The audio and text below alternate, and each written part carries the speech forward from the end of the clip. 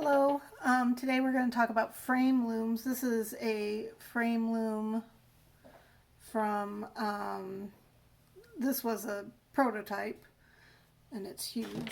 We'll show a different one with some weaving on it instead. This is a frame loom from the Sketch Loom company.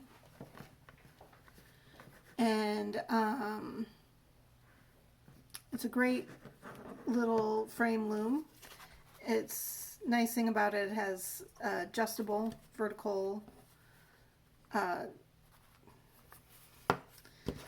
you can adjust the tension vertically on it, so as your tension changes when you weave, you can tighten or loosen when needed.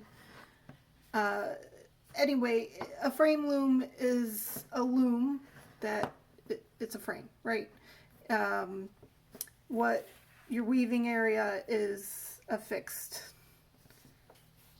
portion here. Sometimes it has notches, sometimes it has nails. I'm going to show you can buy them. A lot of times they're also known as tapestry looms. Most of the major weaving companies have small tapestry or have tapestry looms.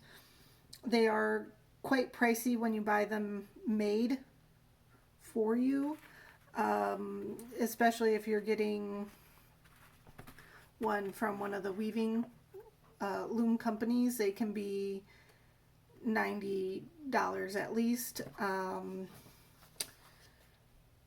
Even these with the wooden sides and the plastic, it can be quite pricey as well. Around $50 or so for this guy. Or you can make your own using an old frame, wooden frame, or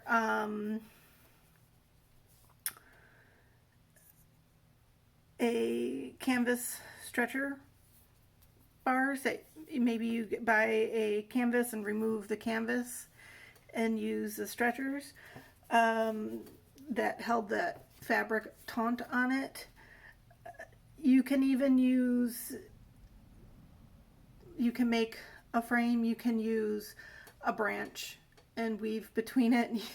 You can weave on anything. I'm going to demo how to, on the scrap piece of wood here, how I like to either cut notches in the edge, or if you prefer, nails. Personally, because I like to lean on my looms, I'm not a fan of the nails. I like the notches, and I also learned on the notches. So, but they both work great, right? All right, so I'm going to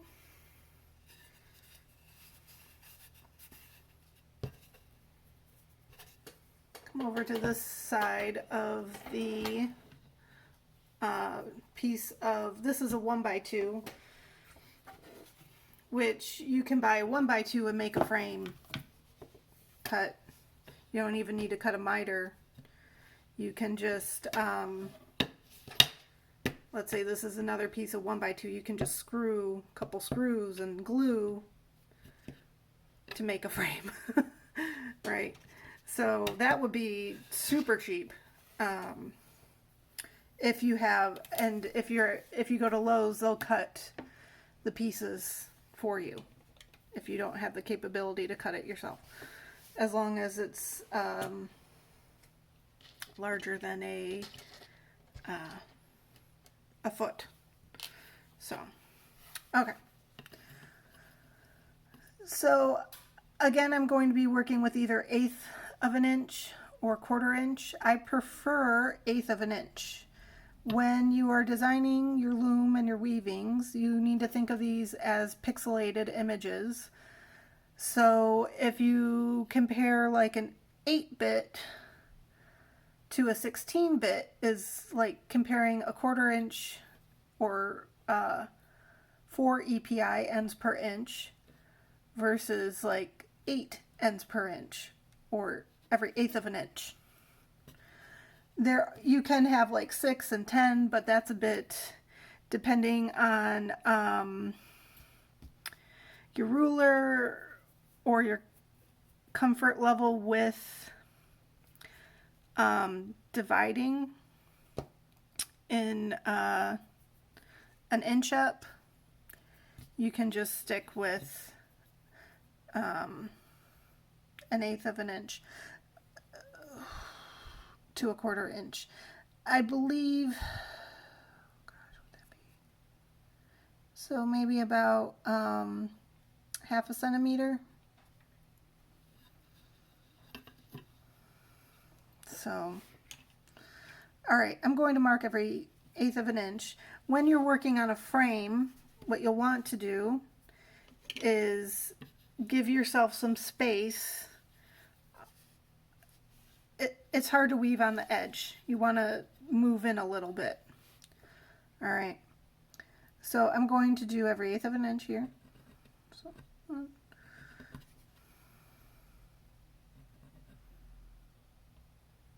wait. I'm not reading my ruler correctly. These are 1/8. Okay. Come on, brain. There we go.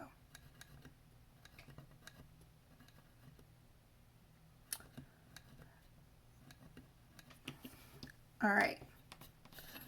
So now, this is for the notches on the edge, the corner of the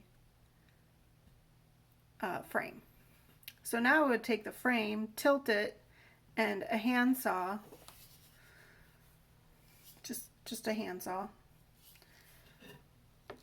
one that's been well used and needs a new blade.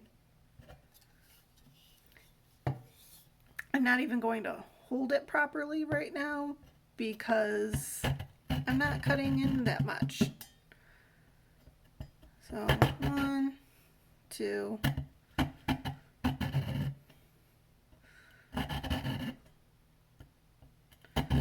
just a few shallow cuts.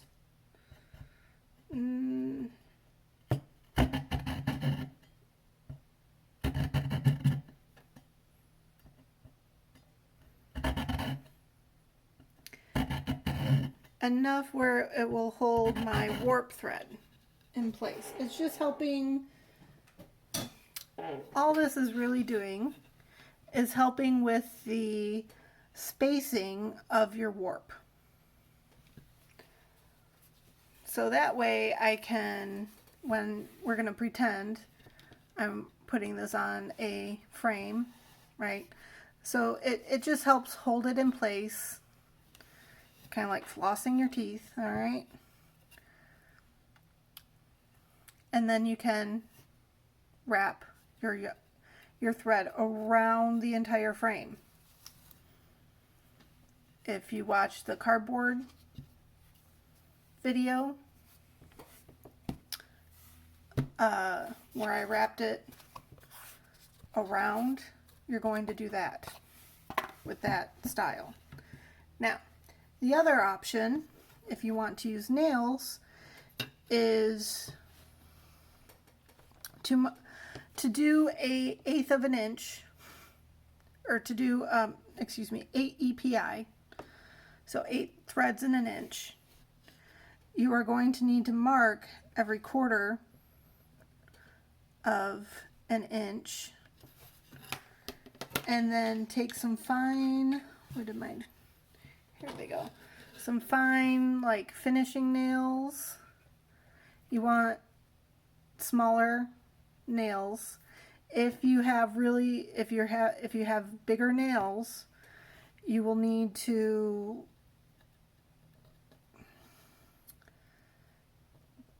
bring them further down from the edge of your wood and place them further apart. Otherwise, the big nails will wedge into the wood and start to split it apart.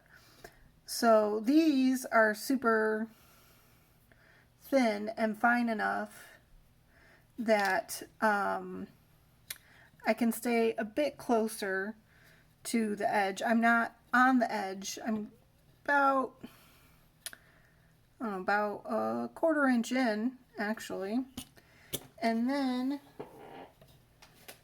I'm just going to hold it and do a couple taps. So it's in there. It could be pulled out quite easily.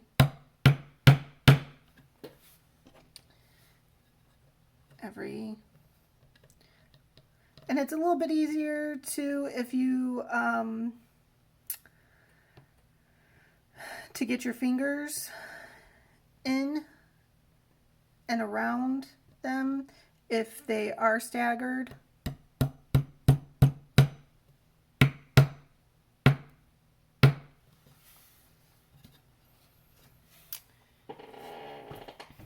And then you will wrap your thread around like that. So one nail has 2 threads, right?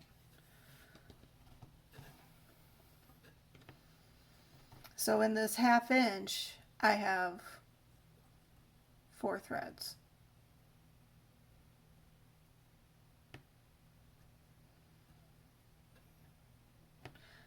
All right. So it's similar to this technique, wrapping around the notch. You're wrapping around the nail. So what if you have a frame you cannot or you do not want to cut into? You can still make a loom out of it. So here I have this piece of dollar store.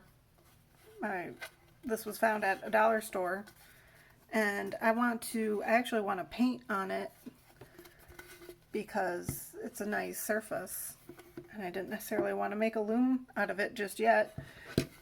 It may become a loom. So I measured and marked it every 1/8 of an inch with my ruler, and ideally you would measure both opposite ends, and then taped the warp thread on and wrapped around and around.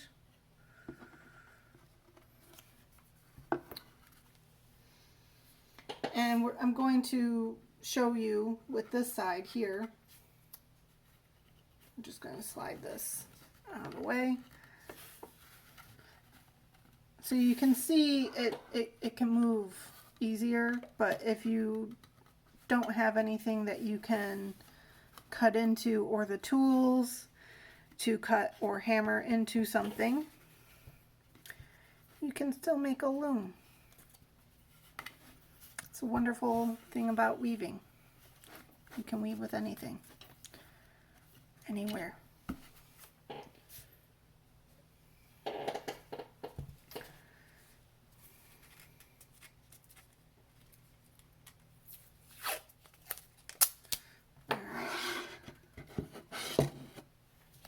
Let me adjust the camera.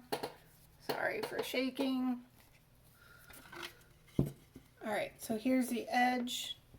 I'm going to take the end of my warp thread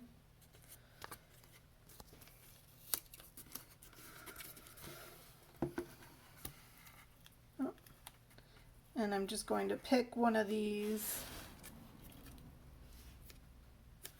to align it with and wrap around the frame, and then really take my time and line it up with each of those pencil marks.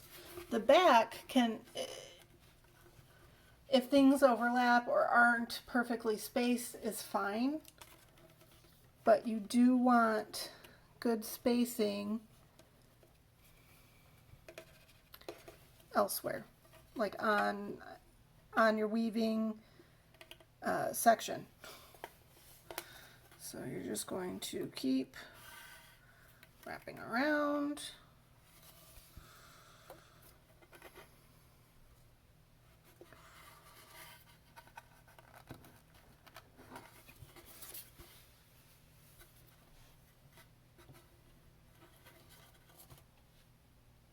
All right.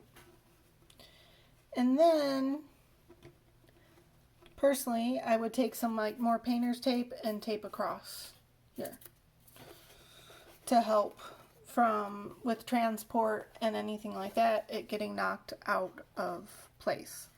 Like here, how I squished them all together. All right.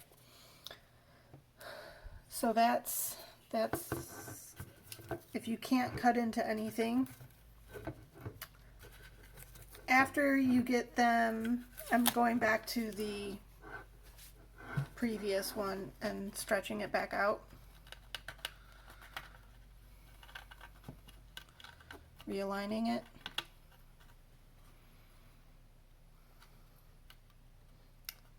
Just so you can see, hey, you can do that, right?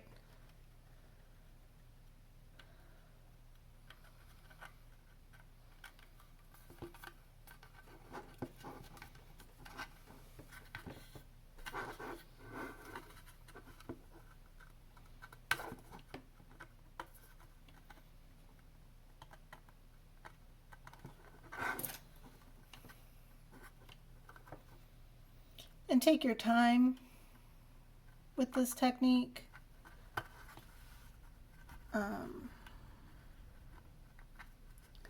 Okay, so if you look up here, I have some guide warp on the top and the bottom where I just took some of my, or guide weft, excuse me. I took some of my warp and just wove 3 over and under 3 times to help keep that spacing. And then I can just keep weaving, filling in until I'm done, and then cut it off when it's finished. So, all right, though that is a few ways to make a loom. There are many different ways to make looms, and weaving is a wonderful and addictive thing. Go, if you want more information about warping, review the cardboard loom. I talk about the warping frame loom is just wrapping yarn around with a nice taut, even spacing and tension. So, all right, bye.